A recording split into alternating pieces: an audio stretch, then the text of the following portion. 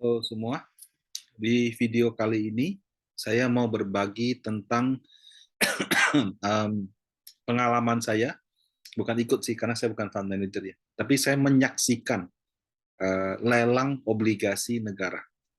Saat ini ada kenaikan jumlah investor obligasi negara yang signifikan. Tahun lalu itu mungkin sekitar 600 ribuan, sampai Juli ini sudah 730 ribu. Nah, sebagian dari Bapak Ibu mungkin belinya ori, beli suku retail.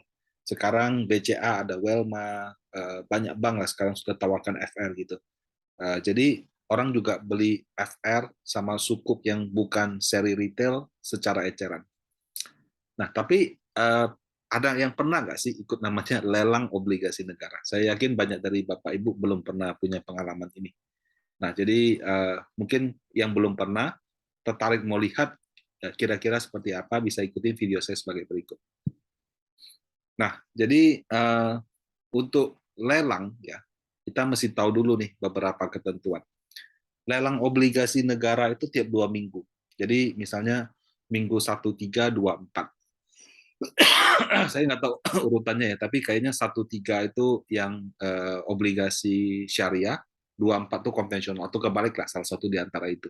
Jadi setiap minggu ada, tapi dia bi-weekly ya, negara konvensional syariah, konvensional syariah. Nah, kalau yang konvensional itu FR, fixed rate ya. Kalau yang syariah itu PBS, project based sukuk. Kalau dulu namanya IFR, Indonesia Fixed Rate gitu ya. Tapi sekarang namanya PBS, Project Based Sukuk. Nah, yang dilelang Bapak Ibu itu cuma obligasi seri benchmark. Jadi benchmark itu kalau bahasa Indonesianya kan acuan. Itu adalah seri obligasi yang dipilih secara khusus setiap tahun untuk dijadikan acuan. Acuan apa? Acuannya untuk pembentukan kurva imbal hasil atau yield curve. Jadi kalau kita lihat, oh ada yield curve, dulu IBPA, sekarang namanya PHEI, penilai harga efek Indonesia. Nah itu untuk menghitung yield curve-nya, ada yang versi konvensional, ada yang syariah, itu diambil dari seri-seri obligasi benchmark itu. Nah contoh ya, untuk yang tahun 2023, kenapa sudah keluar sekarang? Karena kan 2022 tinggal cuma 3 bulan lagi. Jadi setiap tahun dia berubah. Nah 2023 itu ada PBS 36 yang 3 tahun, PBS 03 yang 5 tahun, PBS 29 yang 12 tahun, PBS 34 yang 17 tahun, sama PBS 33 yang 25 tahun. Boleh minum? Nah, kemudian untuk yang konvensional itu ada FR 95 yang untuk 5 tahun, 96 yang 10 tahun, 93 yang 15 tahun, 97 yang 20 tahun, dan 89 yang 30 tahun. Jadi serinya seperti ini. Bisa berubah kok? Oh bisa. Tapi biasanya menjelang akhir tahun baru diubah. Ya.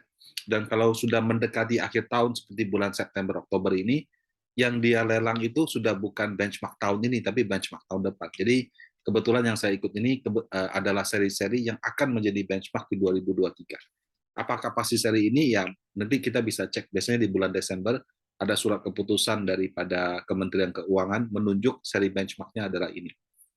Nah, yang lelang siapa? Yang lelang itu adalah Kementerian Keuangan. Jadi pemerintah kan orang bilang menerbitkan obligasi. Ya, menerbitkan obligasi itu melalui mekanisme ini. Jadi Kemenq yang melelang obligasi, hasil lelangnya itu nanti dananya diambil pemerintah untuk program pemerintah. Nah, siapa aja yang boleh ikut lelang? Ya, lelang itu boleh semua orang ikut sih kalau kita baca di dia punya rencana ya. Tapi untuk bisa berhadapan sama Kemenq langsung, ibaratnya yang memasang, kalau kita lelang kan kita lihat di TV orang angkat papannya gitu, saya ulang sekian sekian. Nah itu adalah dealer utama atau primary dealer. Ada sekuritas, ada bank ya. Bank Panin juga salah satu primary dealer. Kemudian kalau sekuritas ada cukup banyak juga, lembaga penjamin simpanan, dan Bank Indonesia. Nah, kalau Bapak atau Ibu mau ikut gimana? Ya harus melalui dealer utama itu. Jadi kamu harus datang ke sekuritas atau bank jadi dealer utama. kita sampaikan, oke, saya mau ikut lelang obligasi negara gitu. Nah, kemudian oke, dananya berapa, yield-nya berapa, kita sampaikan, nanti mereka bantu kita lelang. Terus bisa nggak Pak, saya datang ke Menkyu, saya mau ikut gitu? Nggak bisa gitu. Nah, lagi pula menyampaikan bidnya itu juga melalui prosesnya online. Karena kita coba masukin mau beli di harga berapa. Nah, dealer utama ya seperti bank dan sekuritas, mereka itu setiap hari memasukkan angka bid dan offer. Jadi karena itulah mereka dapat status sebagai primary dealer.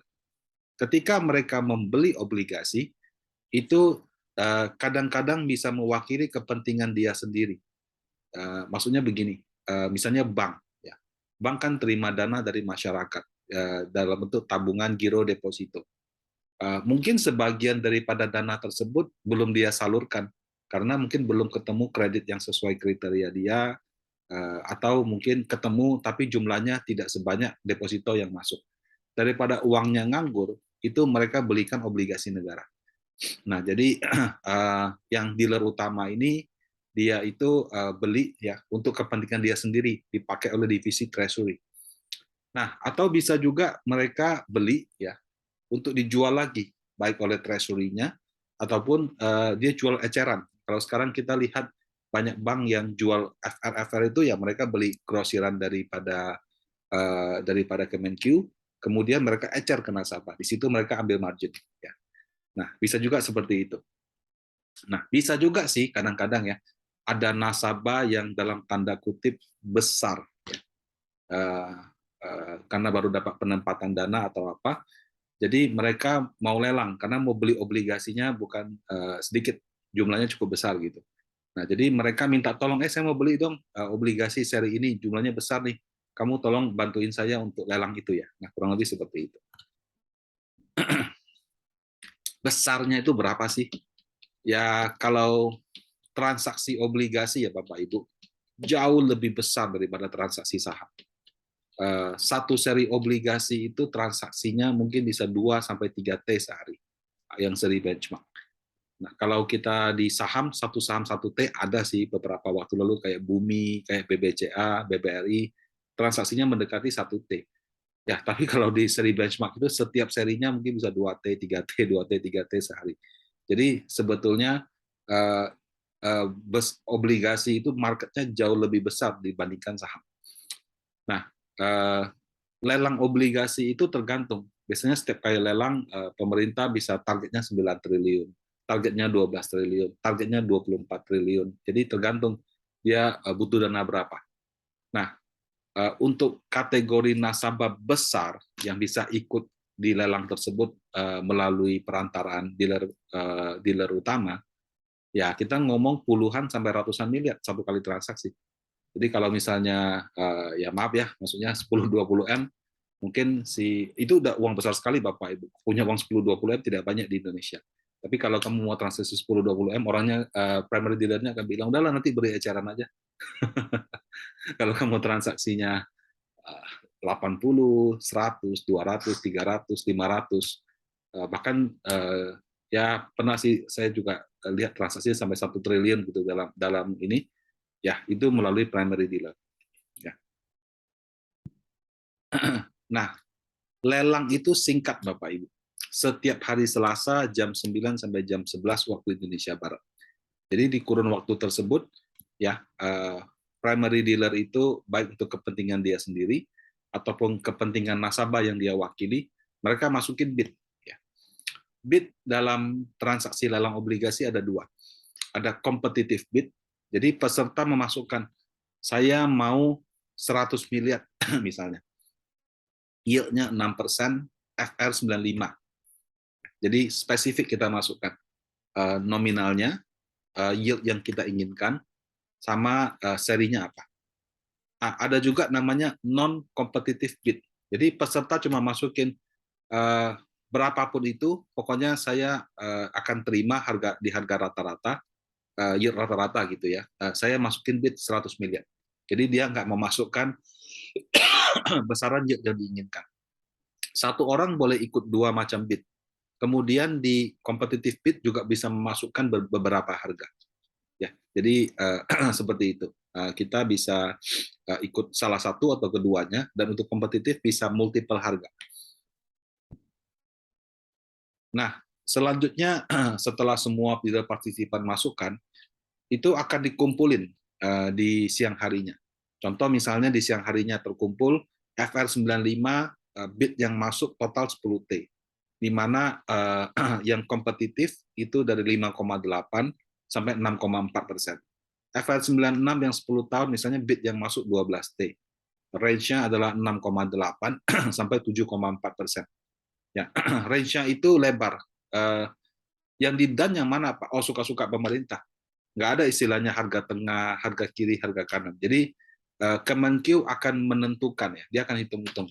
Oke, pemerintah butuh dana berapa? Sekian. Oke.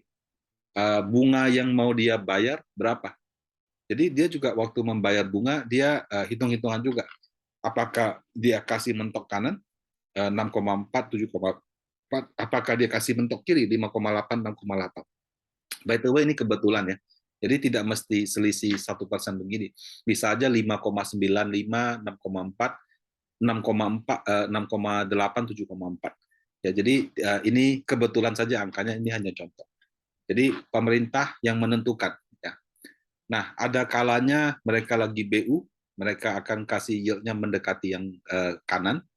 Kadang-kadang mereka lihat ini nggak masuk akal yang masuk, kasihnya kiri, atau bahkan kadang-kadang nggak ada dimenangkan sama sekali.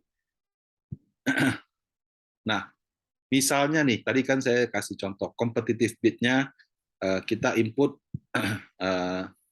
100 miliar 6% FL95, 100 miliar FL95 tanpa yield. Nah, ternyata yang dimenangkan pemerintah adalah 6,1% dengan nominal 3T. Nah, non-kompetitif itu total masuk 10T, yang dimenangkan 1T. Jadi non-kompetitif itu gini, dari 3T yang dimenangkan itu, 1T-nya itu adalah non-kompetitif. Jadi memang pemerintah waktu menentukan lelang, dia sudah bagi. Pokoknya sekian persen yang dimenangkan itu harus non-kompetitif. Jadi dari 3T ini, 2T yang kompetitif, 1T yang non-kompetitif. Nah, yang bid melalui jalur non-kompetitif total 10T. Jadi bid to cover ratio-nya itu 1/10T, 10%. Nah, kalau seperti itu saya dapat berapa, Pak? Kan yang dimenangkan 6,1%. Gitu. Nah, saya kan bid kompetitif 100M di 6%. Karena lebih rendah daripada 6,1, saya dapat semuanya. Jadi langsung done transaksi saya. Kalau saya pesannya 6,1 pas gimana, Pak? Nah, kalau itu tergantung kuota. Kalau kuotanya habis, ya sudah, saya nggak dapat gitu. Atau urutan saya di belakang. Atau dapatnya proporsional. Jadi misalnya yang 6,1 cuma tersisa sekian, sehingga dari 100 yang saya masuk, saya cuma dapat misalnya 60. Itu juga mungkin. Tapi kalau selama di bawah 6,1, itu dapat full. Nah, kalau non kompetitif ini menarik karena saya kan nggak tahu yield-nya wajarnya berapa. Udahlah, bareng aja. Dia kasih berapa saya ambil. Nah, karena non kompetitif dia 100 miliar dengan cover 10 dengan bid to cover ratio 10%, berarti saya cuma dapat 10M di 6,1%. Jadi yield dimenangkan itu adalah yield yang rata-ratanya. Jadi yang tertimbangnya berapa. Nah, jadi ini yang kurang lebih prosedur untuk bid offer dan menangnya. Nah, itu semuanya diketahui di hari yang sama sore hari. Biasanya jam 3, jam 4 itu sudah keluar berita. Nah, bagaimana kalau saya bid-nya itu di atas 6,1%, 6,15 misalnya, yang nggak dapat sama sekali.